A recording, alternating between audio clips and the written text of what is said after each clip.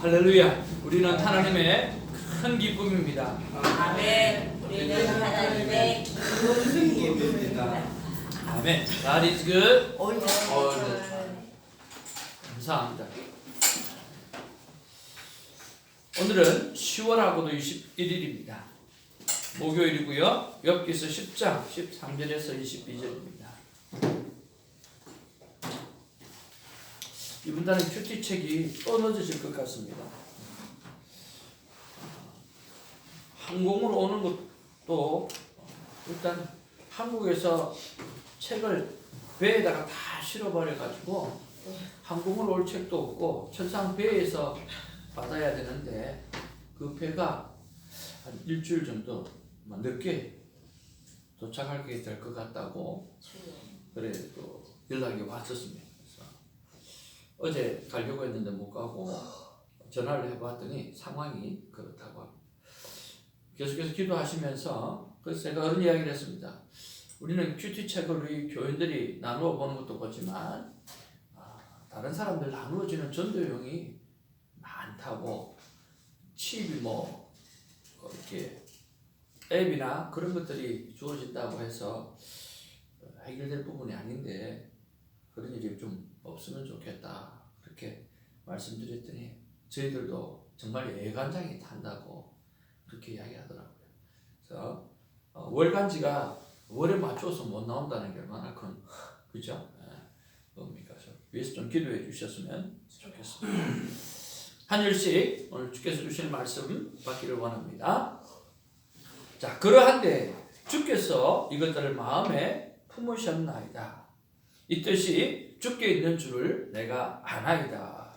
내가 범죄하면 주께서 나를 죄인으로 인정하시고 내 죄악을 사하지 아니하시나이다. 내가 악하면 화가 있을 것이오며 내가 의로울지라도 머리를 들지 못하는 것은 내 속에 부끄러움이 가득하고 내 환난을 내 눈이 보기 때문이다. 내가 머리를 높이 들면 주께서 젊은 사자처럼 나를 사냥하시며 내게 주의 놀라움을 다시 나타내시리이다. 주께서 자주 증거하는 자를 바꾸어 나를 치시며 나를 향하여 진노를 더하시니 군대가 번갈아서 치는 것 같으니이다. 주께서 나를 위해서 나오게 하셨으면 어찌 하리이까. 그렇지 아니하셨더라면 내가 기운이 끊어져 아무 눈에도 보이지 아니하였을 것이라. 있어도 없던 것 같이 되어서 태에서 바로 무덤으로 옮겨졌느니라. 내 나라를 적지 아니하니까. 그런즉 그치시고 나를 버려두사 잠시나마 평안하게 하시되 내가 돌아오지 못할 땅 곧 어둡고 죽음의 그늘진 땅으로 가기 전에 그리하옵소서. 땅은 어두워서 깜깜고 죽음의 그늘이 져서 아무 구별이 없고 광명도 흑암 같으니이다. 우리가 욥기서를 계속해서 묵상하고 있습니다. 항상 우리를 향해서 하나님은 우리를 더 잘 아시는 하나님은 우리보다 더 큰 계획을 갖고 계신다라고 하는 믿음을 끝까지 우리가 품고 살아가기를 원합니다. 자, 여러분 욥기서와 또 다윗의 시편의 탄원시와 비슷한 부분들이 있죠. 오늘 1장 8절에 보면 하나님께서 복을 주셔서 오늘 욥은 그 복으로 늘 하나님을 가까이 하고 지냅니다. 그리고 요즘 이 욥기서를 쭉 읽어보게 되어지면 욥이 가만히 생각해 보면 자기의 그 많은 아픔의 원인들, 고난의 원인들, 그 고난의 원인들을 자기 몸에 종기가 생기는 것들로 생각하지 않습니다. 스바 사람들이 자기 모든 것을 빼앗아 가버린 것에 대해서 생각하지도 않습니다. 모든 원인들을 하나님 앞에 가지고 오는 것을 볼 수가 있습니다. 이것이 다윗의 장점이고 오늘 욥의 장점이고 하나님의 사람의 장점이라고 하는 거죠. 내가 어렵지 않는 게 아니고 원망하지 않는 게 아니고 또 하나님을 향해서 정말 소리를 지르지 않는 게 아니에요. 그 모든 것들을 원인을 다른 데서 찾지 아니하고 하나님에게서 찾는 거죠. 하나님께서 해결할 수 있는 부분이라고 하는 믿음을 가지고 나가는 거죠.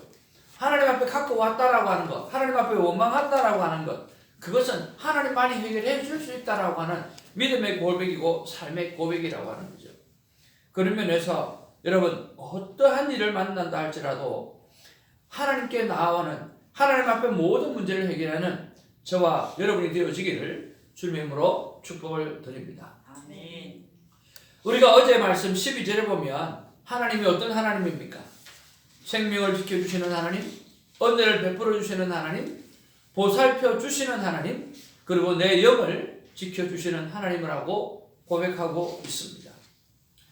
그리고 또 그렇게 지켜달라고 간구했지만 도무지 이해가 가지 않아서 오늘 하나님을 나름대로 추론을 해보는 그런 내용이 오늘 본문의 내용입니다.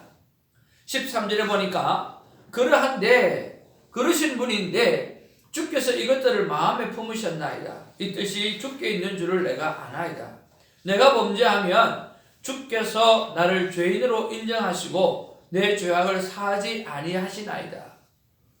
그러니까 이 말은 뭐냐고 하면 하나님이 아예 욥을 만드실 때부터 마음에 품었다라고 하는 거예요. 그 마음의 품으심이 뭡니까? 멸망시킬 존재로 만들었다고 생각하는 거죠. 이것들을 마음에 품었다. 그 품은 것이 내가 범죄하면 주께서 나를 죄인으로 인정하시고 내 죄악을 사하지 아니하시나이다. 어떤 경우에라도 하나님은 자기 죄를 사해주지 않겠다라고 작정하신 분이라고 생각한다는 거죠. 그런 면에서 오늘 우리가 이 본문을 어떻게 보아야 될까? 저는 흙수저와 금수저를 생각하게 되었습니다.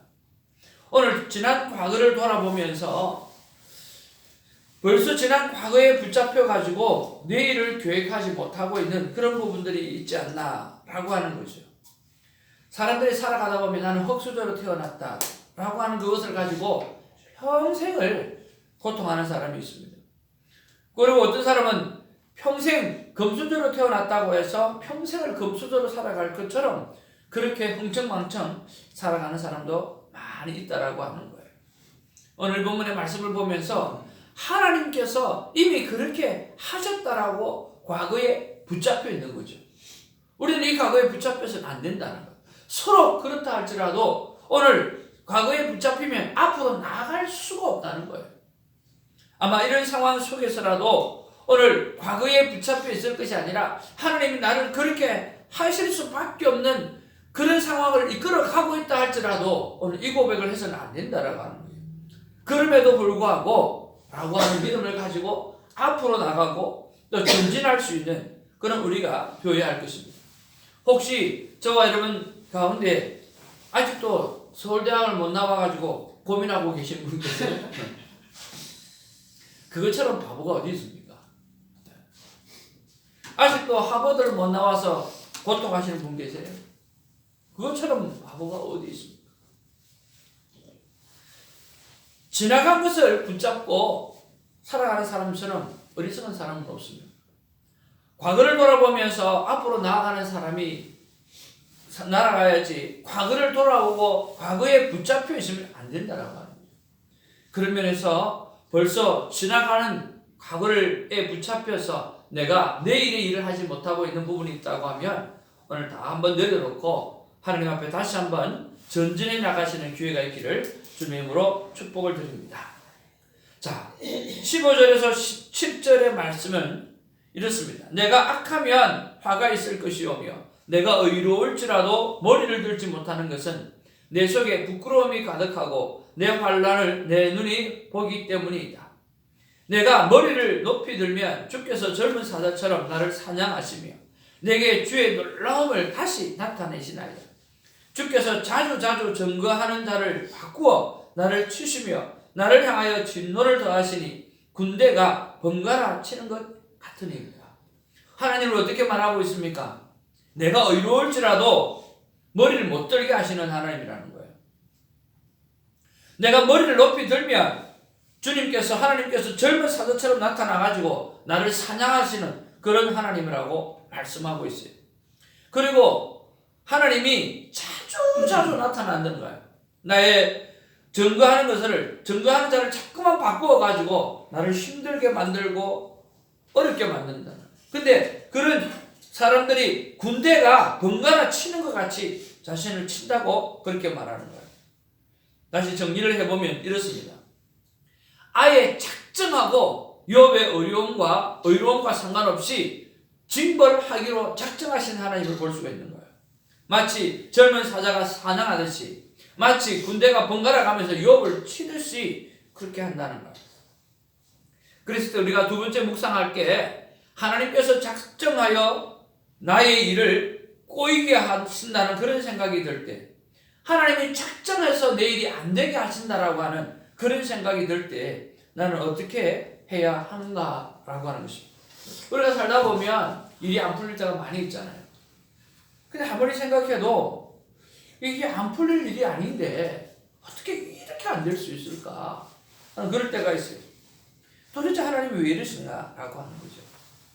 그럴 때 우리가 어떻게 해야 합니까? 지난번에도 잠깐 말씀드렸던 것처럼 오직 사랑의 하나님께서 나에게 그러실 분이 아니다. 나에게 모든 것을 죽기까지 사랑하셨던 그분이 나에게 그러실 일이 없다 라고 하는 그 믿음을 가져야 하는 거죠. 그리고 또 하나는 그리 아니하실지라도 그럼에도 불구하고 나는 하나님을 놓지 않겠습니다 라고 하는 그런 믿음이 우리 안에 있어야 한다는 것입니다. 사랑의 하나님이, 나를 위해서 죽기까지 하신 하나님이 우리를 악의 구렁텅이 속에 안 되는 일에 빠져넣게 하시겠는가라고 하는 거죠.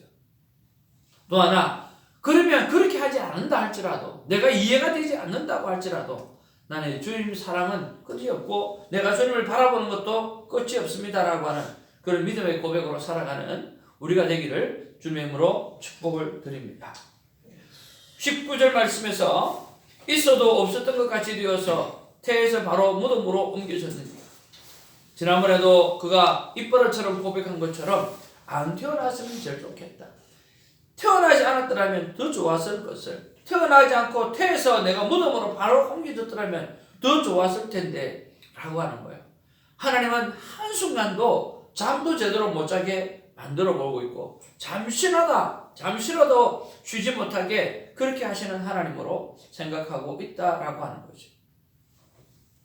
절대로 하나님이 그런 일을 하시는 하나님이 아니라고 하는 믿음을 가지고 승리하는 우리가 되기를 주님의 이름으로 축복을 드립니다.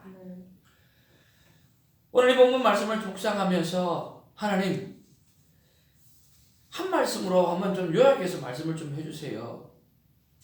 근데 하나님 제게 이런 마음을 주시면서요. 한번 따라할까요? 원망이 습관이 되지 않게 하라. 습관이 되지 않게 하라.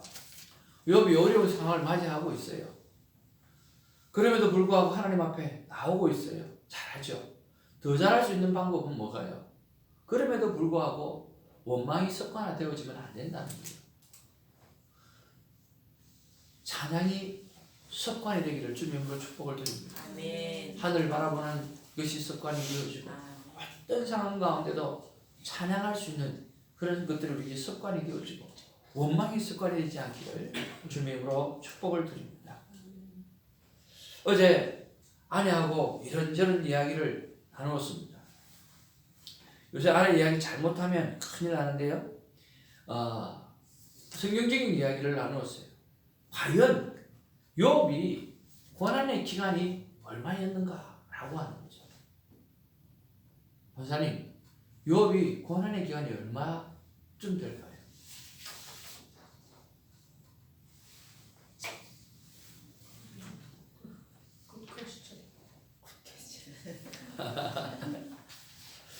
정말 좋은 질문이죠. 그래서 지난번에 제가 여러 달이라고 하는 것 가지고 여러 달인데 그렇게 긴 시간은 아닐 거라. 왜냐하면 성경이 얼마간이라고 말해주지는 않으니까요. 고난이 그렇게 길지는 않을 거다. 그렇게 이야기했는데 아니라 다를까 한 친구 목사님이 그 기간이 30년이라는 거예요. 30년. 내가 잘못 전했나? 큰일 났네. 하고 막 찾아봤어요. 막 찾아보니까 세상에 그 고난을 30년이나 주셨겠어요. 그래서 한번 정리를 해서 여러분에게 가지고 보았습니다. 여러분 나누던 유인물을 한번 살펴보기로 바랍니다. 욥의 고난의 기간 첫 번째 이슈 2주 동안 고난을 당했을 것이라고 주장하는 사람이 있다라고 하는 거예요. 이제 그 사람은 뭘 기준으로 하느냐고 하면 욥기서 2장 13절에 밤낮 7일 동안 그와 함께 땅에 앉으나 욥의 고통이 심함을 보므로 그에게 한마디도 말을 하는 자가 없더라. 거기서 일주일 그렇게 침묵하고 있다가 3장부터 42장 6절까지 내 친구들과 욥 사이에 대화가 이루어지고 그리고 하나님께서 욥에게 말씀하시기까지 일주일 정도 그렇게 해서 총 2주 정도 고난을 받을 것으로 생각하고 있다는 거죠. 자, 그런데 이 사람들의 오류가 뭐냐라고 했을 때 욥기 7장 3절에 보니까 욥은 친구들이 오기 전에 이미 몇 번 여러 달 동안에 고난 가운데 있었다라고 이야기했다는 거죠. 그러면 욥이 받은 고난은 그 2주간이라고 생각할 수가 없다라고 하는 거죠. 그러면 여러 달이라고 이야기를 했으면 그 여러 달의 개념이 어떤가라고 하는 거죠. 여러 달 이러면 한 두세 달은 되겠죠. 짧게는. 길게는요. 몇 년이라고 이야기하지 않았으니까 길게는 11개월이에요. 그렇잖아요. 여러 달 동안 했으니까 길게는 11개월 짧게는 두세 달이라고 하는 거죠. 그래서 이것은 오류라고 하는 거죠. 자, 그러면 또 30년 동안 고난을 당했을 거라고 주장하는 사람들의 오류예요. 자, 이 사람들은 뭐냐고 하면 70인역 헬라어로 번역된 성경에 보면 욥기서 4장 42장 16절의 내용에 그리고 욥은 고난을 시작한 때부터 고난을 뭐 한 때부터? 시작한 때부터 170년을 더 살았다는 거예요. 고난을 시작한 때부터 170년이에요. 자, 따라서 그는 모두 240년을 향수하고 죽었다는 거예요. 그러니까 욥이 총 몇 년 살았어요? 240년을 살았어요. 240년을 살았는데 고난의 시작 때부터 170년을 더 살았다. 그렇게 이야기했거든요. 자, 그리고 우리 한글 성경에는 뭐라고 그랬냐면 고난이 끝난 후로라고 이야기합니다. 우리 성경은 고난이 끝난 때로부터 몇 년을 더 살았고 140년을 더 살았다라고 기록했어요. 그럼 70인역은 고난이 시작된 해로부터 170년을 더 살았고 우리는 고난이 끝나고 난 다음에 140년을 살았으니까 몇 년의 갭이 생겨요? 170 마이너스 140 하면 30년이죠. 그래서 30년 동안 고난을 받았다라고 생각하는 거예요. 대부분 그렇게 생각하는 경우가 많이 있어요. 그런데 가만히 한번 생각 한번 해보세요. 이렇게 주장하는 사람들이 오류가 있어요. 그건 뭡니까? 그러면 친구들하고 대화를 몇 년 했다는 거예요. 7일 동안 같이 있는 것도 할렐루야 참 감사한데 그 대화를 30년 동안 했다는 이야기예요. 30년 동안. 여러분 그게 가능합니까? 가능하지가 않죠. 그 욥기 3장 1절에서부터 친구들의 대화를 시작해가지고 욥기서 4장 2장 42장 10절까지 마치는데 친구들의 대화가 30년이 걸린 결과가 되는 거예요. 그러므로 욥이 30년간의 고난을 받았다라고 하는 것은 모순이라고 하는 거죠. 그러면 30이라고 하는 숫자는 왜 나왔을까? 이런 의미라는 거죠. 자, 170년에서 140년을 빼면 30년이 나와요. 그래서 170은 고난이 시작되고 죽은 날까지의 기간이고 140년은 고난이 끝난 후 갑절로 회복된 후부터 죽기까지 기간이에요. 그러면 이 30년은 뭐냐고 하면 고난이 시작되고 그 다음에 고난이 끝나고 그리고 회복되는 기간이 있을 거 아니에요. 그 욥이 하루아침에 자기 재산이 다 없고 그 다음에 자녀도 다 죽어버렸잖아요. 그러면 하나님께서 2배의 축복을 주셨다고 그랬거든요. 그러면 2배의 축복을 받는 기간이 하루아침에 받게 되어지겠냐고요. 그게 안 되는 거예요. 차츰차츰 내 재산이 늘어나게 되어지는 거죠. 문제는 자녀예요. 어떤 사람이 그런 이야기를 해요. 2배니까 자녀는 20명 낳았겠네요. 여러분 자녀를 20명만 낳았겠죠. 2배로 축복해 주셨다고 그랬으니까. 재산도 다 2배예요. 그럼 자녀를 몇 명 낳았을까요? 20명 줘야지. 여러분 왜 자녀는 10명밖에 안 주셨을까요? 자녀가 데려간 것도 10명이고 자녀가 낳은 것도 10명이에요. 꽉 찬 수 있잖아요. 많이 줬다고. 그렇지 않습니다. 1000을 이야기할 때는 많이 줬다고 우리가 꽉 찬 숫자를 이야기하지만요. 여기서 10명은 뭐냐고 하면 영혼은 하늘에 살아있는 거예요. 이 땅에서는 죽고 있지만 하나님의 나라, 천국에는 그 영혼이 다 있는 거예요. 그러니까 여기 이 땅에서 10명만 주면 천국에서 10명하고 다 20명이 되는 거죠. 참 신기하죠. 성경은 이처럼 완벽한 거예요. 그러면 우리 권사님 자녀를 이렇게 낳아봤지만 첫째하고 둘째하고 터울이 몇 년이에요? 3년. 네. 보통 빠르면 2년, 횟수로 아니면 3년이에요. 그렇죠? 그러면 10명의 자녀를 3년 터울로 놓았다고 하면 몇 년이 걸렸겠어요? 10명을 낳았으면 30년 걸렸겠죠. 그러니까 욥이 축복을 받았 그 자녀가 다 낳았을 때가 30년은 적게 걸린다는 거예요. 그러니까 회복의 마지막까지가 해서 30년이라는 거예요. 그래서 240년 마이너스 170은 70세에 욥의 고난이 시작이 되어졌고, 그리고 욥이 고난을 마치고 난 다음에 모든 재산이 갑절로 회복되어졌을 때가 100세라는 거예요. 그 30년이에요. 그래서 100세하고 140세하고 합쳐서 240년 동안 욥이 살아간 거죠. 자, 그렇다고 하면 욥이 진짜 받았던 고난의 기간은 과연 얼마가 되어지는가? 적게는 여러 달, 길게는 11개월 그 사이라고 볼 수 있는 거죠. 잃어버린 재산과 회복의 자녀가 10명의 회복 기간이 29년에서 30년이 걸리는 거죠. 사랑하는 성도 여러분, 우리가 욥기를 묵상하고 있습니다. 또 큐티 우리가 나눔방에서도 이야기하고 있지만 240년 대 1년이에요. 해볼만 하지 않습니다. 240년 대 1년이에요. 욥이 하나님 앞에 태어나서 하나님 앞에 말씀대로 살아서 엄청난 복을 누렸어요. 근데 사단이 나타나서 우리말로 사다를 치는 거죠. 그 기간이 맥시멈 1년이었어요.